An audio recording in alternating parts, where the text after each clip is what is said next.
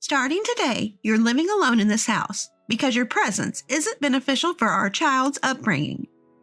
Right after giving birth, my husband dragged me into an old apartment near his parents' home.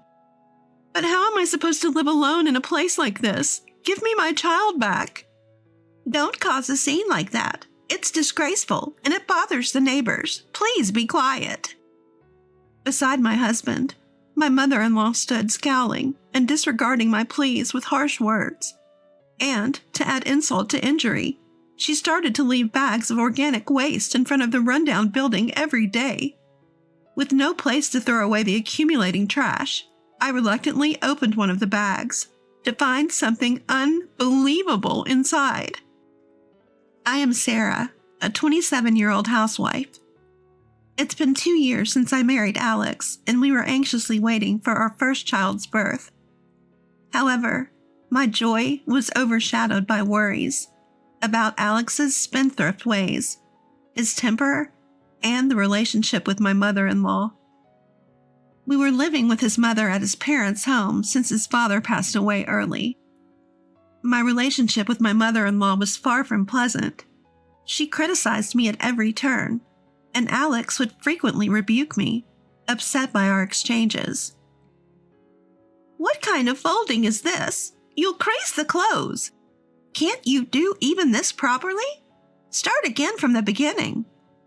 "But the other day, Mother, you told me to fold them this way." "What? Are you blaming me?"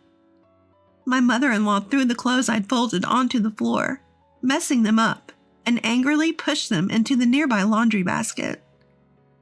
She constantly criticized my household chores, and more often than not, she would change her instructions, making it look like I was the one making mistakes.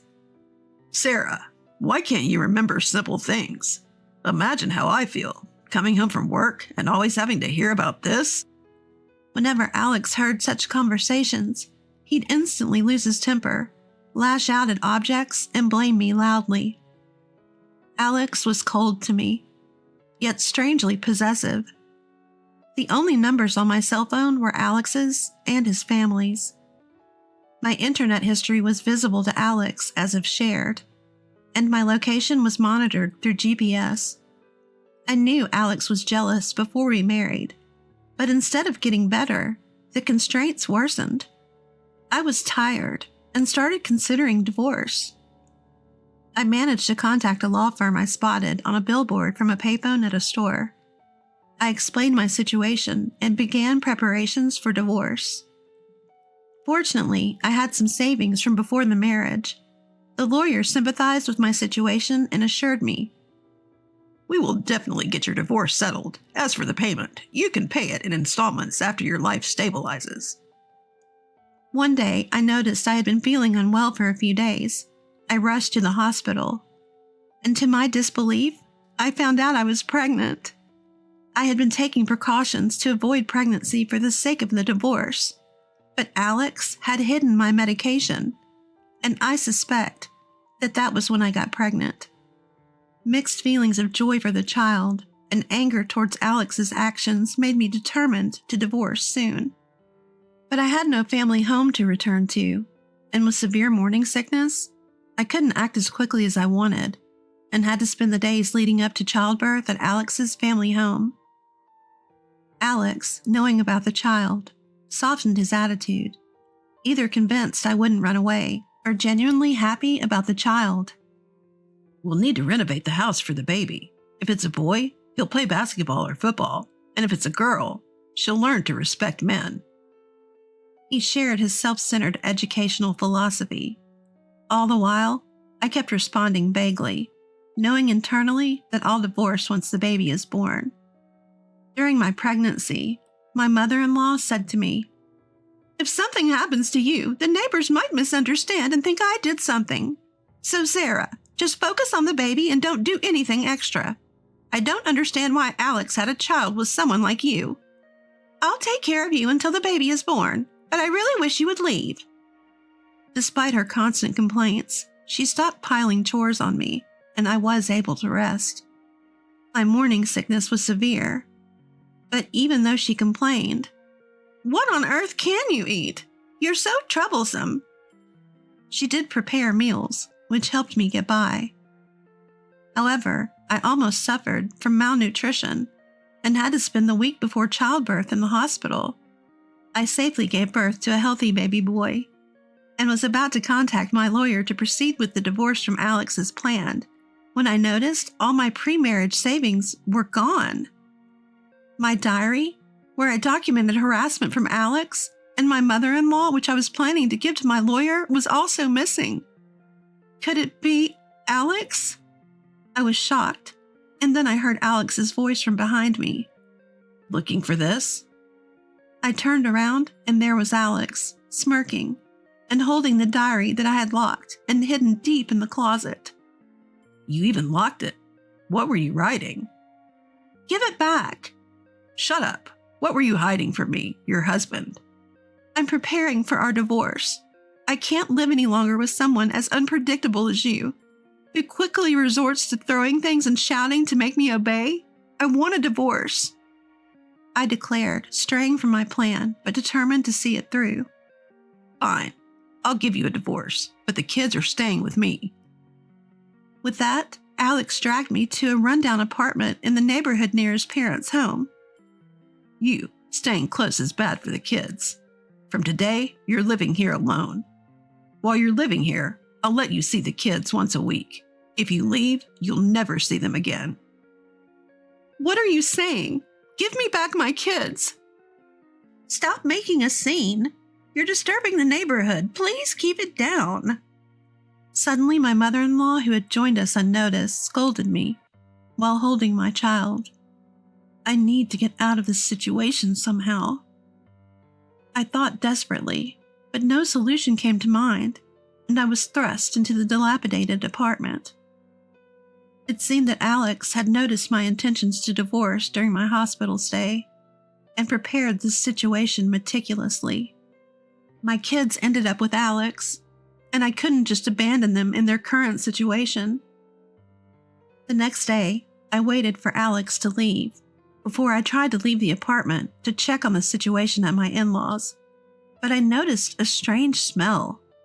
Investigating, I found to my shock that there were bags of organic waste dumped outside my room. I couldn't believe my eyes, but I immediately knew it was my mother-in-law's doing. "Oh, Sarah, you're just waking up. Even if we're taking care of the kids, don't you think you're lacking a sense of responsibility as a mother? Well, never mind.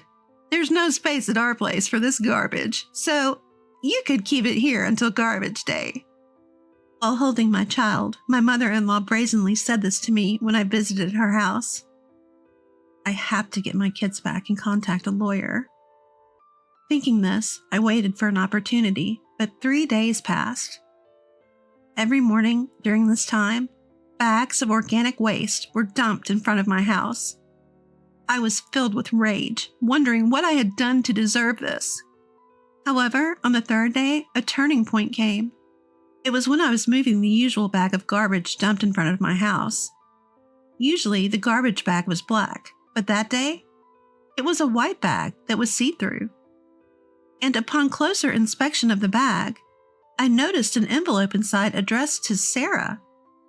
I immediately took out the envelope and checked inside, where I found several $100 bills and a letter from my mother-in-law.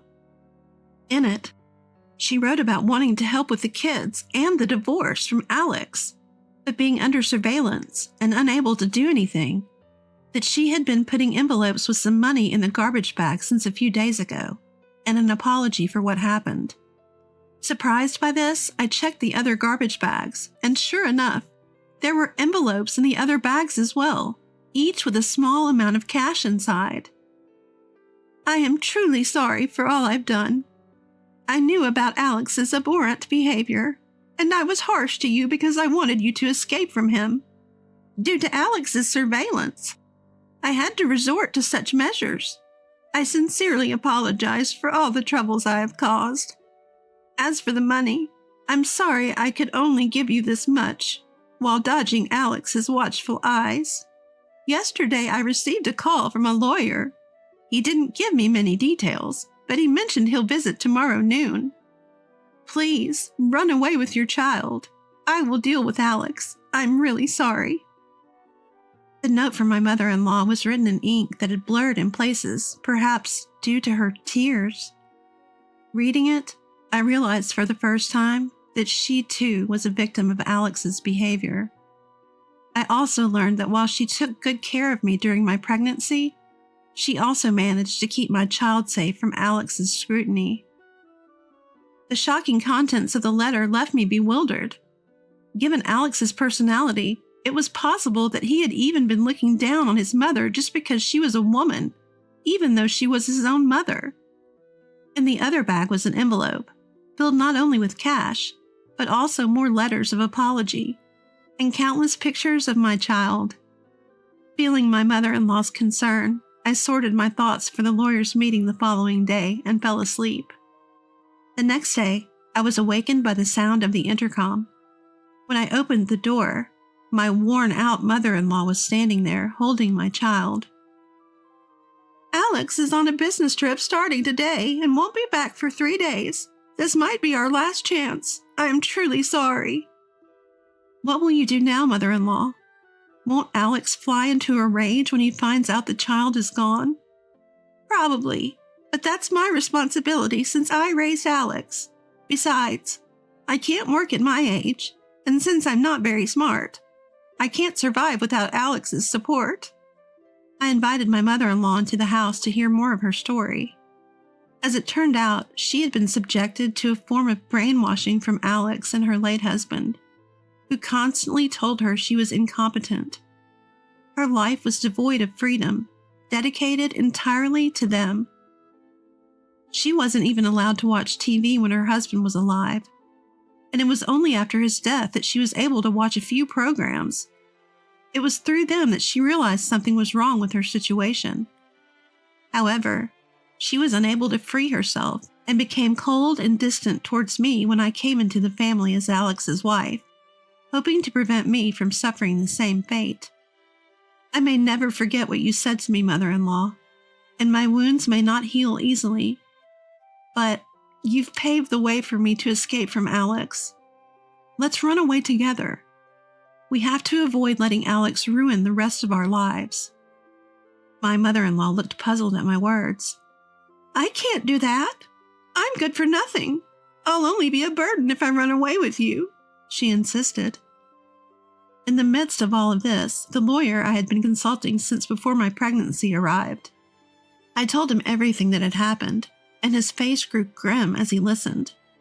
"What do you want to do, ma'am? Please tell me your true feelings. I will support you with all my might."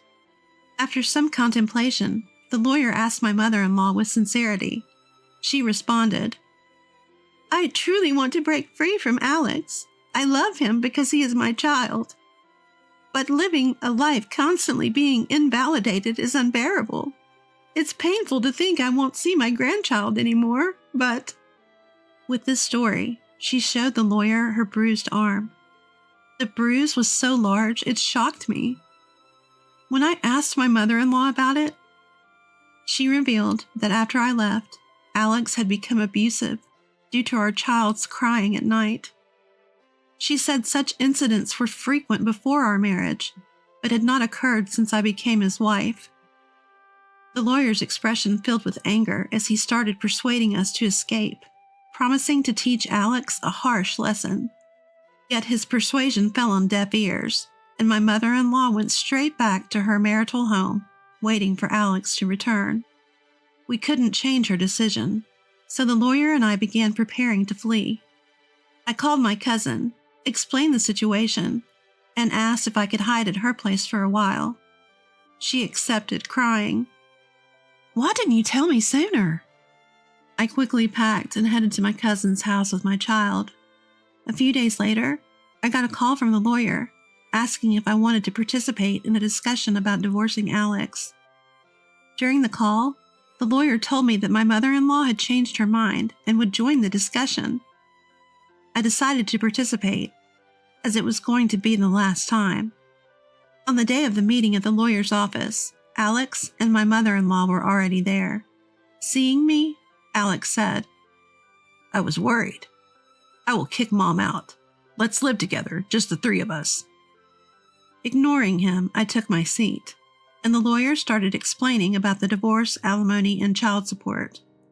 Alex kept pleading with me to return, but I replied, "Alex, the lawyer is speaking.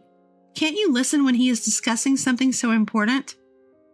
Have you ever thought about how I feel? Hearing you talk about our life together when I'm already tired of it?" Alex's face turned red, and he seemed ready to explode, but he held back, likely due to the lawyer's presence. After the lawyer finished explaining, and when the discussion had calmed down, Alex asked, "What are you so unhappy about? If it's not about Mom, we can work it out, can't we? How can you not understand that I love you so much? Do you really think we can divorce over something like this?" "Love, don't make me laugh. You've isolated me from the outside world, subjected me to your anger. How can you be so selfish?" I replied, laughing. Alex stood up, but sat back down at the lawyer's instruction. He then turned his rage towards his mother. "Why are you silent when Sarah is leaving because of you? How could you give her money without consulting me, ruining our child's happiness?" he shouted. "To ensure Sarah's life wouldn't become miserable because of you," my mother-in-law retorted, and produced an IC recorder that had captured the constant derogatory and controlling words Alex had thrown at me.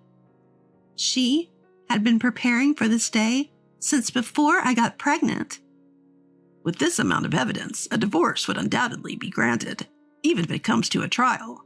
Would you rather agree to a divorce here and now, or let it escalate to a trial and have it become known to your company and those around you?" The lawyer grouped all the evidence I had gathered, thrusting a divorce at Alex.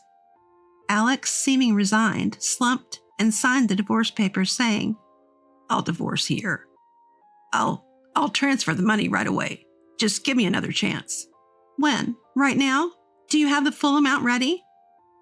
As I responded to Alex's plea, he instantly brightened up, promising to arrange the money immediately, and rushed off to the bank. Returning quickly, a smiling Alex showed me the transaction history and asked, "How about now? Feeling like coming back a little?" I laughed out loud at this, replying, "You can't be serious. You think if I come back, this money comes back too? I'll never see you again." With that final statement from me, Alex was stunned. And to put the final nail in the coffin, my mother-in-law chimed in. "I've put up with a lot till now, but if it ends this quickly, it's for the best. Alex, I'm leaving you. I'll live on my own." She then handed out a piece of paper. "Don't involve me anymore. If you do, I'll take this to the police." The paper was a medical report of injuries inflicted on my mother-in-law by Alex. Then the lawyer calmly stated, "From your past behavior and evidence collected so far, your mother is well prepared to file a lawsuit." Alex broke down crying. "Why? Even Mom is betraying me." In response to Alex's anguished voice, my mother-in-law grimaced, and I addressed him. "Betrayal. You're the one raising a hand to your family. Yet when you get hurt by that same family, you cry. We've been enduring all this time." Ignoring Alex, who was glaring at us in silence, I took my mother-in-law's hand and left the office. After that, the meeting at the lawyer's office with Alex concluded smoothly, and my mother-in-law sold the family home and moved to Atlanta, relying on her relatives. Apparently, she was living comfortably off her late husband's considerable legacy. As for me, I got a job in a faraway place after the divorce was finalized. Now, with the help of others around me, I am living a new life with my child. My marriage was filled with endurance and my own preconceptions, putting up with unnecessary suffering and almost ruining my life. I want my child to avoid such pointless endurance and hope they become a gentle person with their own will, consideration, and kindness towards others. While praying for this, I want to take care of my own heart and move forward in my new life.